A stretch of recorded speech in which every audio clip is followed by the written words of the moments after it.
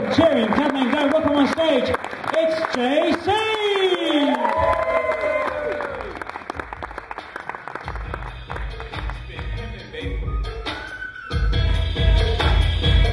Alright, ladies and gentlemen, how are we doing?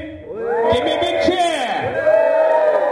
Okay, as you've seen, everybody's had their notes here, there and everywhere, trying to recover what they're doing. I was clever, I put mine on the desk. Anyway, I'm JC, not to be confused with the American hip-hop star Jay-Z.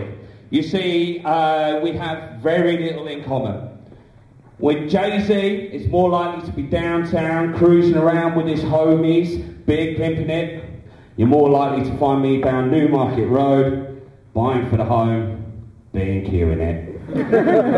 I got 99 problems, but a tap ain't one.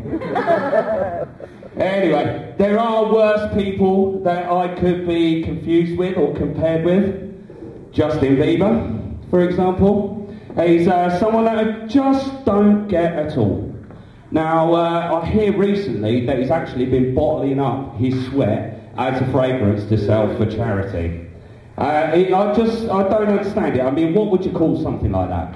Eau de fumée? My aroma?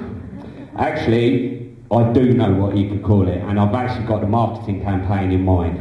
You see, if you just imagine there's a beautiful lady and she's in a shower in a hotel room. She steps out of the shower into the room and she finds there's a note on the bed, the window's open and there's wind blowing through. All the note says is, "Sorry, Jay." She starts panicking. She starts running around. She's rushing everywhere. She's rushing through the room. She's dressed. She's going through the hotel. And then she's out on the streets of New York. She's running, cut to these various scenes where she's running along, always panicked. Then she comes to a street corner and she stops. Up pops Bieber. "Don't sweat it, baby. Have some of mine." Justin Bieber, a drip by nature, captured in a bottle. Drip.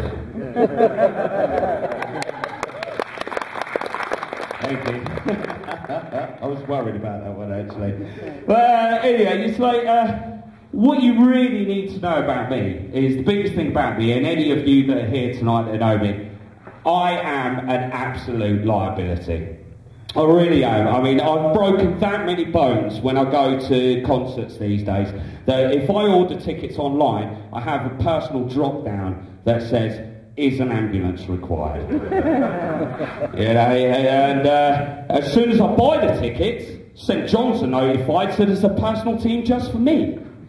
It's honestly, I am a complete liability. I mean, I ran a marathon once by accident. Took 26 miles to realise I weren't being fucking chased. But, you know, I even have to do risk assessment if I want to light the grill. You know, it's like, you know, I go through the checklist. Are there any major hazards present? Yes, me. Yeah, it is ridiculous. But being a liability, it really does run into absolutely every area of my life.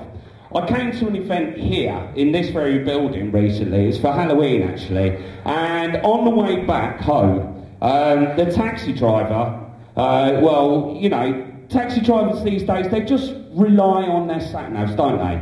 Gone are the days of the knowledge, you know, they're just winging it on a coast and a prayer and a knocked off tom-tom. So, you know, he gets us lost for the second time, and I'm like, dude, why are you going the wrong way all the time? So, well, I'm following my sat-nav. I lost it.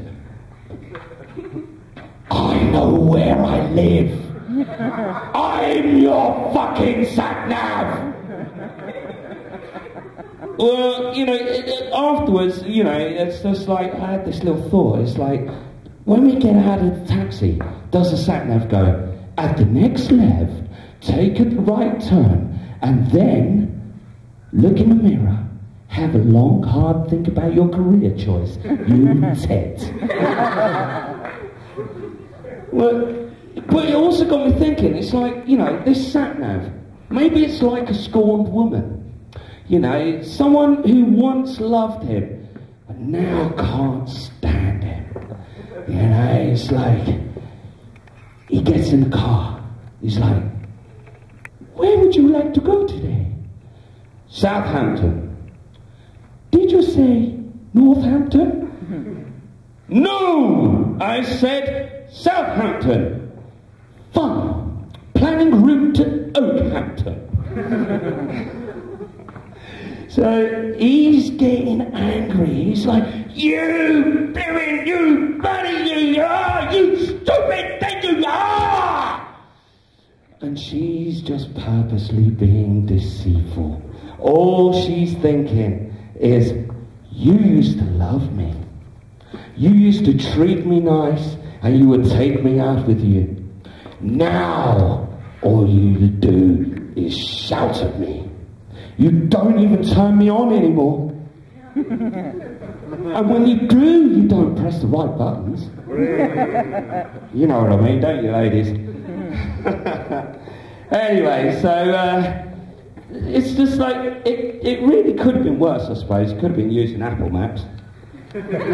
But, you know, taxi drivers, what is it with them? They don't smile. I mean, what is it about smiling in general anyway? Why does it seem like a smile is a crime these days?